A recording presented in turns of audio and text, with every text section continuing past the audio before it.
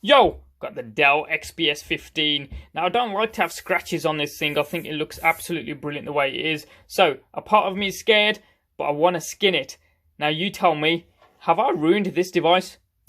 Now, if you know me, I love red. So, I've gone for carbon red. Absolutely awesome. I think it looks awesome. Blood red.